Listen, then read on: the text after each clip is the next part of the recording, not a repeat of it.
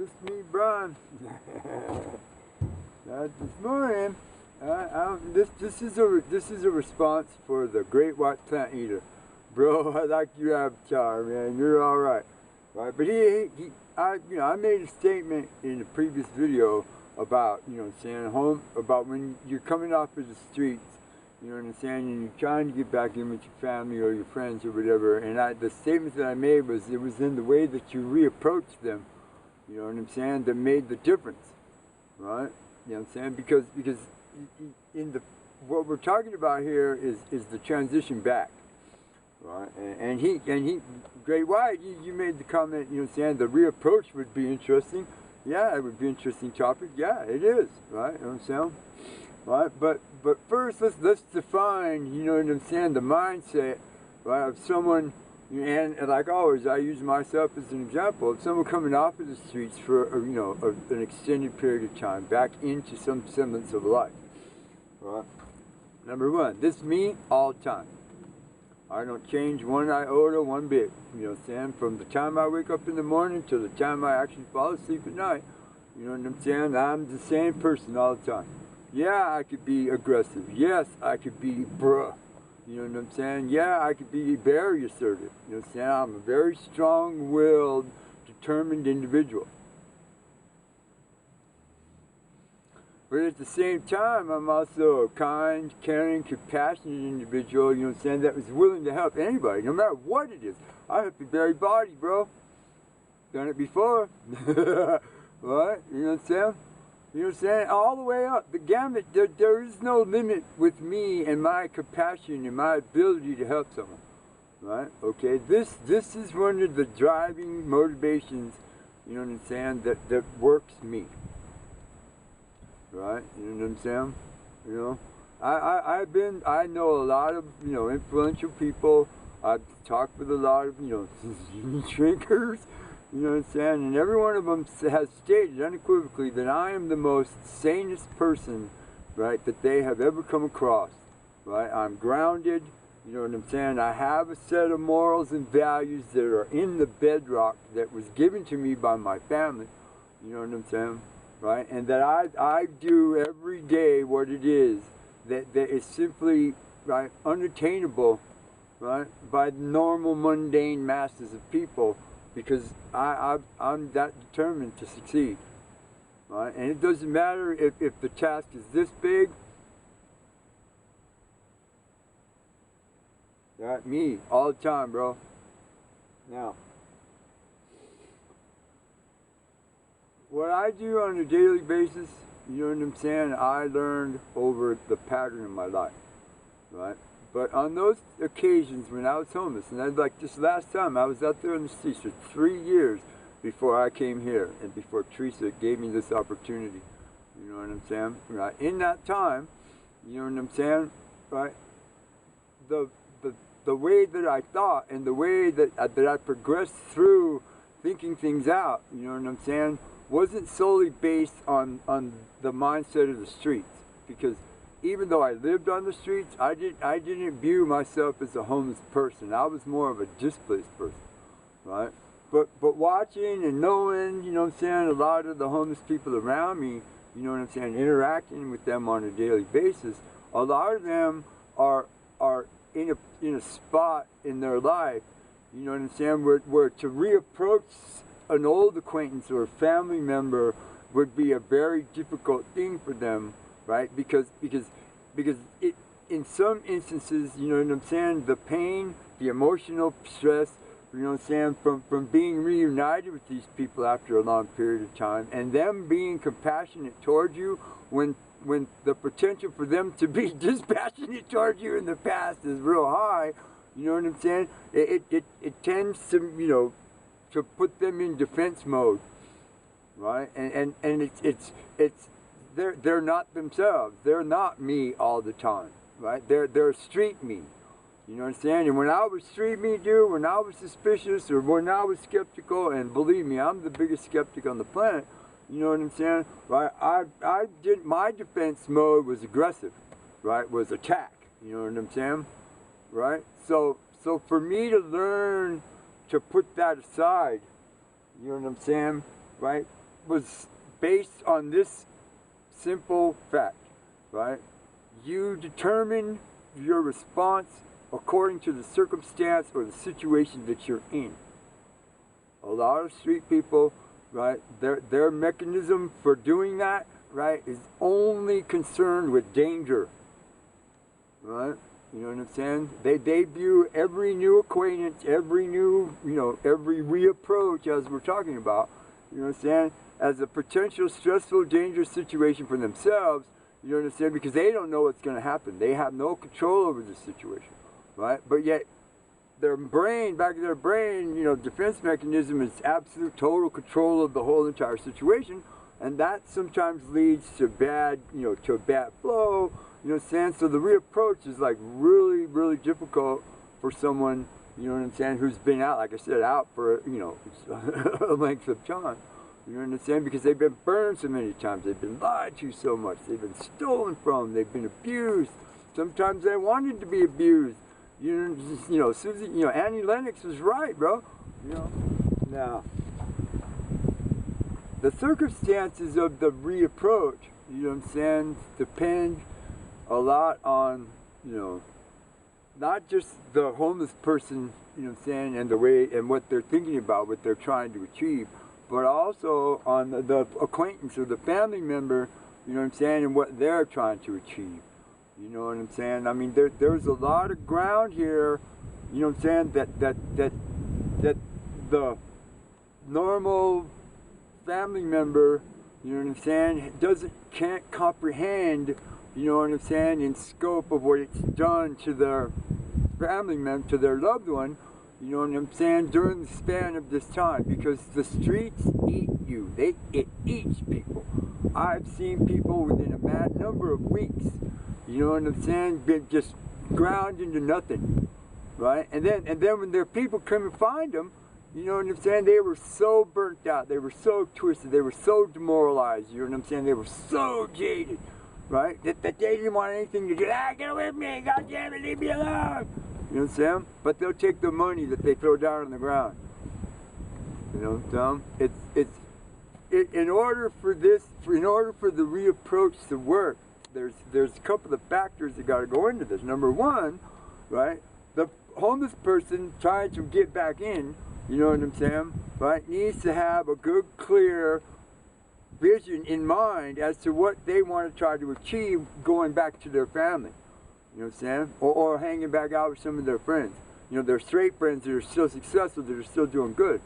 You know what I'm saying? If they have a devious undertone to this whole, undertaking, right, then it's never going to succeed. And the potential for them to come out of it, worse off is way higher. Right? If they're young enough and they haven't been out long enough, you know what I'm saying, within a few months, you know what I'm saying, they still have a clear thinking process, you know what I'm saying, that shows them the difference between right and wrong. Because out on the streets, there's a whole bunch of gray in between there, bro. Right? But within the family structure and within, our culture, whatever little bit of culture we have left, you know what I'm saying, there is a sense of family, togetherness, right, that needs, the bond of it all, brothers and sisters, mom and dad, you know what I'm saying, right? I mean, when I was in my early, in my late teens, early 20s, dude, I didn't have all that. I had my uncle, you know what I'm saying, and me and him were locked up, you know what I'm saying? Yeah, he was somebody, you know what I'm saying, and that protected me, you know what I'm saying, but it also put me in this spot, right? All the other fellas, they had the right to school me any which way they wanted to school me. You know what, bro? I know the difference between right and wrong. I know all the bad shit that I did was wrong. I knew it was wrong when I did it. You know what I'm saying? Right? But I did it for a reason. Right? This is the mindset of the streets. I did it for a reason. Right? It doesn't matter what you think. It doesn't matter what they think. It doesn't matter whether it worked out right, wrong, sideways, or not. You know what I'm saying? I did it. But a lot of people out there, you know what I'm saying, they can't process this. They can't process this. You know what I'm saying? It doesn't equate in their mind because they're doing what they need to do to survive.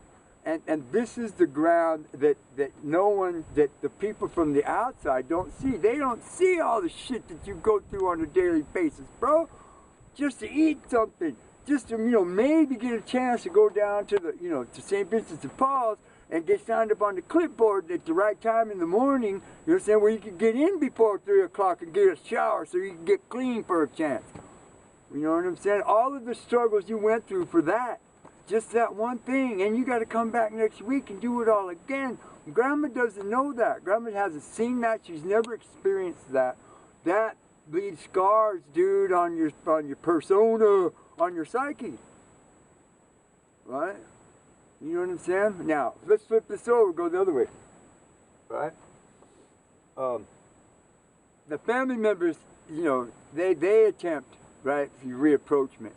You know what I'm saying? It's the same thing, but it's on the other side. You know what I'm saying? They have to have a clear vision in their mind on what they want to achieve when they're trying to help their loved one come back to, come back in.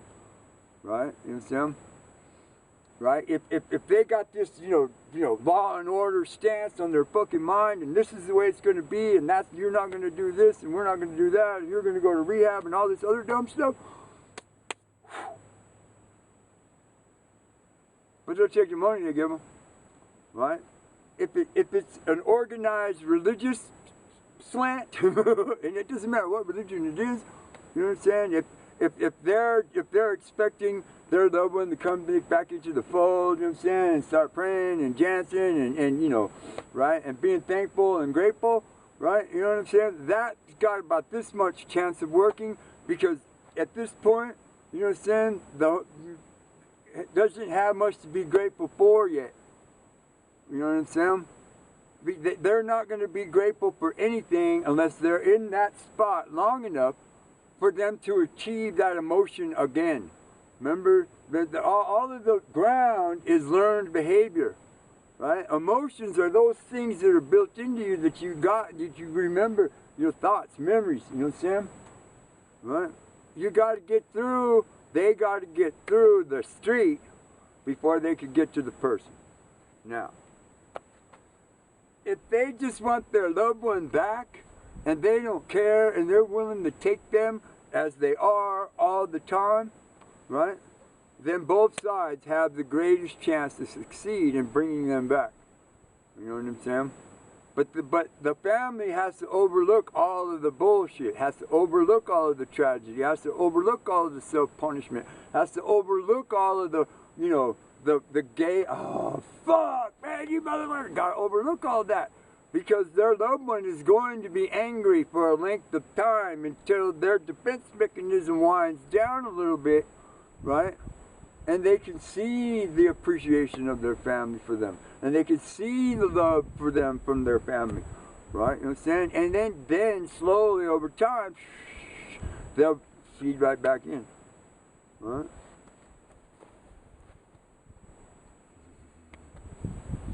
Right? So reapproachment it's not as really simple as a lot of people think it's going to be. And a lot of the social workers and a lot of the mental health places, you know what I'm saying, behavioral health places that help street people and stuff, they all know this stuff. They all know. Because each individual is unique. We're all unique. 94% of our DNA is exactly the same. Bang!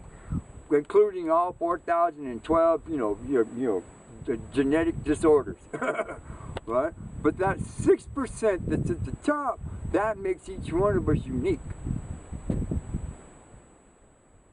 Right? Yeah. They all know this. All of the social workers, all of the do-gooders, the mental health, groups, Charos, community bridges, you know what I'm saying, the government, you know what I'm saying, the GES people, right, the no-gooders, the scammers, everybody, they all know, right, about this situation, right, you know what I'm saying, and their universal fix-all programs, you know what I'm saying, don't work, right. Here, I'll explain to you why by giving you an example. Over there in Norway land, Sweden, Finland, you know what I'm saying, up there in the North countries, right? Right? This is how they treat homelessness. Somebody walks in the door and wants to say, hey man, I'm homeless, I want to sign up for the program, get some housing. The very first thing they do, right, is sit you down, get your information, blah, blah, blah, blah, blah, and then they take you straight over to the housing project and they hook you up, boom. Put you in a place, give you some dishes, give you some linens, you know, some clothes, you know what I'm saying, bang, bang, boom, make sure that you're secure, you know what I'm saying, you have reliable, stable housing, bang, right then and there. Right then, you know what I'm saying, during the course of the rest of the program, you know what I'm saying, they come back, they're assigned to a social worker, he comes back, you know what I'm saying, they sit down with you, they figure out the resources that they need to expend to help you, the programs that are going to, you know, re-educate you, retrain you, whatever, you know what I'm saying, they're going to put you in some counseling so they can get the streets out of your brain, you know what I'm saying, they're going to put you in rehab, you know what I'm saying, get the drugs out of your system, right, they're going to do whatever they need to do during the course of, you know, until you're a stable, productive member of their society once again. That's how they do it. And it's successful. And during the course of the last 15 or 20 years or so, they've been doing it this way. You know what I'm saying? Their success rate is 99.999%. Right? Those people that fail, you know what I'm saying, is because they want to be addicted or they chose to live out there in the wide expanse because that's where their comfort zone is. That's where they want to be. We could do that here in America. How we do that here in America, Brian? 15 years ago, you know, 12, 15 years ago, remember the great big, you know, real estate, you know, meltdown, boom, right? The bottom fell out, the whole country went into a recession, remember that? Remember that? Right? Well, the aftermath of that is this, is that the government and a lot of the big-time realty companies, you know what I'm saying, financial institutions, they ended up foreclosing on millions, literally millions of single-family homes, double-family homes, duplexes, condos, apartment buildings, business buildings, you know what I'm saying, and now they sit there idle, empty in your city, in your town, you know what I'm saying, out in your county, right, because nobody lives there, nobody's operating it. There are 4 times more empty houses than there are homeless people in America. America. The existing programs and the counseling and the rehabs are already in place. Yeah, they're woefully underfunded. And yeah, you know what I'm saying, the state, you know what I'm saying, and the county doesn't really want to deal with the homeless problem. But because they're not dealing with it, it's getting bigger and bigger and bigger, and people are getting worser and worser and worser, and pretty soon it's going to be like one of them futuristic movies, you know what I'm saying, where, you know, the belters and the inners, you know what I'm saying, where they're, you know, we're living somewhere and they're just totally controlling our life, right? We're like cows, we're like cattle, we already are, right? But as long as homelessness is big business in America, for the corporate entities, right, and for the politicians, you know what I'm saying, it's a problem, right? So they're only finding ways, stopgap measures, you know, here, we'll give you $100,000 for your program, shut you up, you know what I'm saying? As long as it continues the way that it is, right, it's only going to get worse, right? And then a whole lot more families and a whole lot more individuals are going to be hurt because of all of this. Right? When there is a simple solution that's already tried and true. Right? Thank you, Great White. Thank you for your interest. Thank you for your support, bro. You know what I'm saying? Thank you for your, you know, your suggestions.